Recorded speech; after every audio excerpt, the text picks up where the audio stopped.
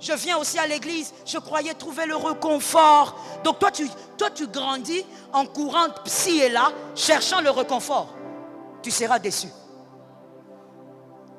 Le réconfort, c'est Jésus. Le réconfort, ce n'est même pas ton mari. Ce n'est même pas ta femme. Le réconfort, c'est d'abord Jésus.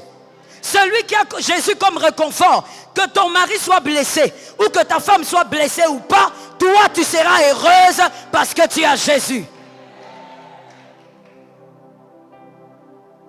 Les victimes de la vie. J'espère vraiment que tu n'es pas dedans. C'est une vilaine phrase. Les victimes de la vie. Toujours en train de regarder où est-ce qu'on peut m'aimer, où est-ce qu'on peut me chouchouter. Tu as besoin de ça, je te comprends. Tu es malade, mais décide d'affronter ton passé et guéris. Tu n'es pas obligé d'être cette femme-là. Il y a des femmes qui ont été violées par leur père, qui se sont relevées de ce rejet, de cet abandon-là, de cette blessure-là. Ils se sont relevés par la puissance de Jésus. Mais toi, jusqu'à aujourd'hui, tu te victimises. Tu n'arrives pas à avancer parce que ton passé a fait des choses en toi. Je dis, tu as le birin. Est-ce que quelqu'un m'entend? Sois comme Joseph, sois comme David, les hommes forts de la Bible. Ah, ce sont des hommes puissants. Moi, ces deux hommes-là, ils me suffisent pour faire une étude biblique des années. Les hommes puissants de la Bible. Ces hommes-là, ils ont vécu des départs ratés. Mais à un moment de la vie, ils ont pris la vitesse avec le birin. Ils ont commencé à tailler leur personnalité. Joseph a refusé de se victimiser. Si toi tu étais Joseph, tu allais nous dire quoi? Tous les jours on allait entendre des pleurs ici. Moi mes frères ne m'aiment pas. Moi mes frères ne m'aiment pas. Moi mes frères ne m'aiment pas. On allait entendre ça tous les jours. Joseph a dit non. C'est vrai mes frères ne m'aiment pas. Mais ce sont mes frères. C'est vrai je suis allé chez Potiphar. Je n'ai rien fait. Mais on m'a arrêté. C'est la vie. C'est vrai, j'ai aidé les chansons. Il est parti, il m'a oublié. Mais c'est la vie. Et quand il est sorti, ce n'était pas un Joseph blessé. C'était un Joseph restauré. Il avait le birin de sa vie. Le birin de sa personnalité. Je dis à quelqu'un, que Dieu ait pitié de toi. Utilise le birin de la vie. Taille ta personnalité toi-même. Oh, babiso, tozanga ba maman. Et alors? N'as-tu pas vu d'autres femmes qui ont grandi sans mère, mais qui ont appris? Parce qu'elle a pris le birin de sa vie. Elle a dit non, moi Dieu m'a fait des grandes promesses. Moi Dieu m'a dit je suis une femme élevée. Il faut que je sache comment les femmes élevées vivent. Elle a commencé à chercher. Elle a commencé à apprendre. Toi tu es assise. Tu te plains de quoi? Tu te plains de qui? Sors de cette victimisation. Sors de cette faiblesse. Tu te plains de qui? Et ces femmes-là, elles ont été capables, par leur détermination, de dire non. Ce n'est pas parce que la vie m'a donné un mauvais départ que la course doit être mauvaise. Dis à un voisin qui est à côté, regarde d'abord son visage. Hein. Si ce visage fatigué, il faut laisser. Dis à un voisin qui est à côté, qui a un bon visage, dis-lui, même si le départ rate, la course doit marcher.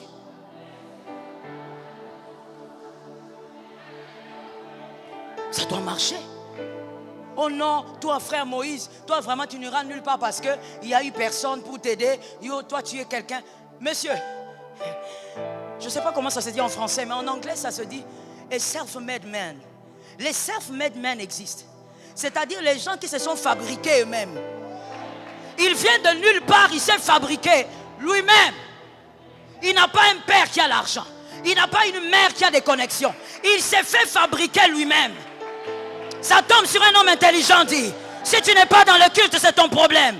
J'ai dit, ça tombe sur une âme. Quelqu'un qui est décidé de se fabriquer. La vie ne m'a pas donné la chance, moi-même je la prends. Et d'ailleurs, toi et moi, nous sommes graciés. Si la vie refuse des choses, Jésus est plus que la vie. Je m'attache à Jésus et puis je forge ma vie. Je forge ma destinée.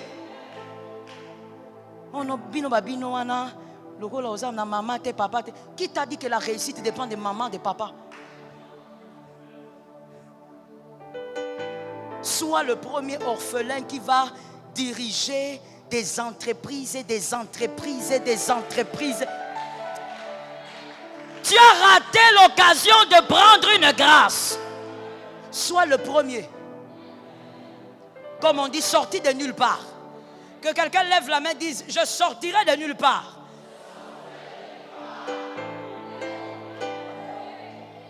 Qui t'a dit que la course doit forcément bien commencer?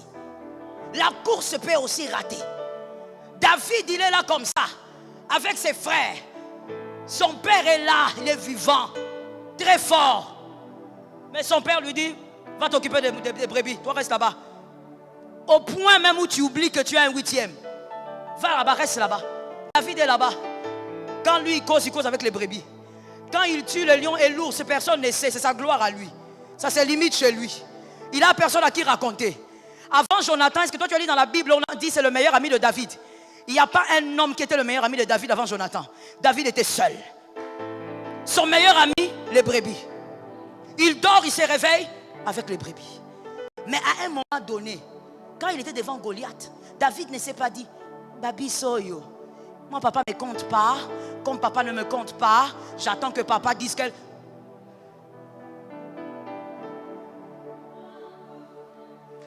Tu es attaché à ta mère quand le cordon est encore là. Quand le cordon est coupé, démarre toi-même, accélère toi-même, avance toi-même, prends le birin de la vie, commence à tailler ta personnalité.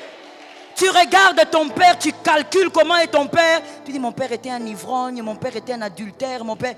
Moi je ne dois pas être comme ça, je prends les birins. Tu prends le birin de la vie. Tu prends la parole de Dieu. Tu commences à tailler ta personnalité. Moi, je ne peux pas vivre dans l'impudicité. Moi, je ne peux pas vivre dans les mensonges. Toi, tu deviens un homme différent. Je dis à quelqu'un, toi, tu deviendras un homme différent. Tu as les birins de la vie. Dis à un voisin poli, ça ne ratera pas. Est-ce que quelqu'un entend? Refuse de te faire détruire par le passé. Refuse de condamner ta vie avec des justifications dépassées. Dis à un frère, c'est dépassé. Est-ce que quelqu'un entend? Une autre celle-là c'est une self-made woman. C'est Esther. Esther orpheline. Elle arrive à être reine. On lui dit, Esther, on va nous tuer. Elle dit, mais attends, moi aussi j'ai peur. Il dit, tu as peur? Si toi tu as peur, on va nous tuer tous. Un moment, Esther se rappelle qu'il faut prendre ses responsabilités. Orpheline ou pas, elle ne peut pas faire arriver Mardoché là-bas. Esther a affronté la vie avec les birins de la personnalité. Affronte ta vie même si les hommes n'y croient pas. Mal commencer ne veut pas dire mal finir. Le drame, ce n'est pas de mal commencer. Le drame, c'est de mal finir. Mal commencer, c'est rien. Ça ne fait rien dire. Toi, quand on t'avait engendré, on t'a ramassé dans le caniveau. Et alors? Toi, tu as eu un lit à l'hôpital, moi j'ai un lit dans le caniveau. Et alors? Ça ne veut rien dire. Là où on a commencé, la vie ne veut rien dire. Celui qui va prendre la vitesse pendant la course, c'est là que tout va se déterminer. Mais écoute-moi bien aimé, tu ne peux pas prendre le birin pour tailler ta personnalité, courir selon la vitesse de ta destinée sans un bon moral. Voilà pourquoi tu dois guérir. Tu dois avoir le moral. Est-ce que quelqu'un entend?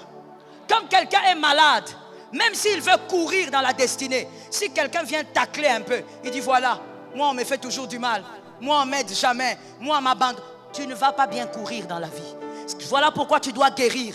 Quand tu guéris, tu as le mental. Même quand tu cours, on te tacle un peu, tu tombes, tu te relèves. Tu regardes celui qui t'a taclé, tu dis ça ne vaut pas la peine. Tu continues la course. Dieu attend ton couple quelque part. Et ce n'est pas le diable qui va changer ça. Je suis d'accord avec toi, tu prends, c'est gratuit. Dieu attend ton foyer quelque part. Et le diable ne fera rien pour changer ça. Mais toi maintenant, tu dois guérir. Prends le birin de ta personnalité et taille-toi. Quand tu entends la parole, commence à te tailler. Non, moi ma mère était violente. Moi je ne dois pas être comme ça. Moi je dois travailler. Moi je suis colérique, je dois travailler ça. Je refuse cette colère-là. Tu commences à te tailler. Tu tailles ta personnalité. Et on n'est pas seul dans ça. Le Saint-Esprit est là. Je suis d'accord avec toi.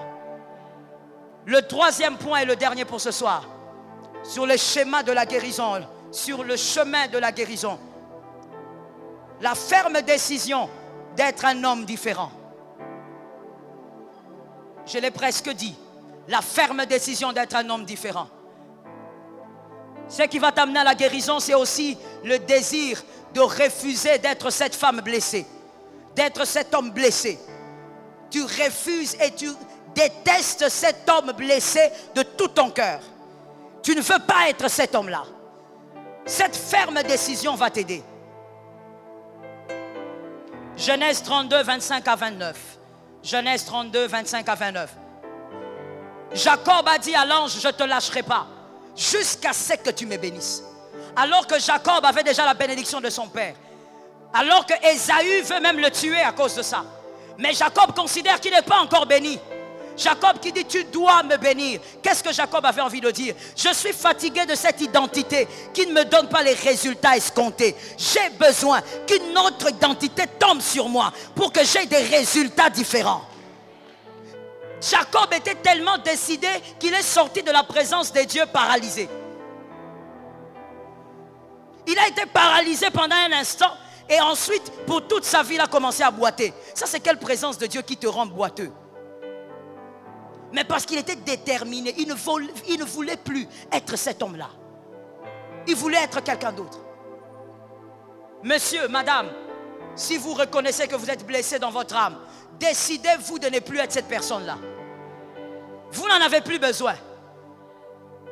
Cette personnalité-là a déjà expiré. Je suis d'accord avec toi. C'est le temps maintenant pour que tu manifestes une autre femme. Que tu manifestes un autre homme.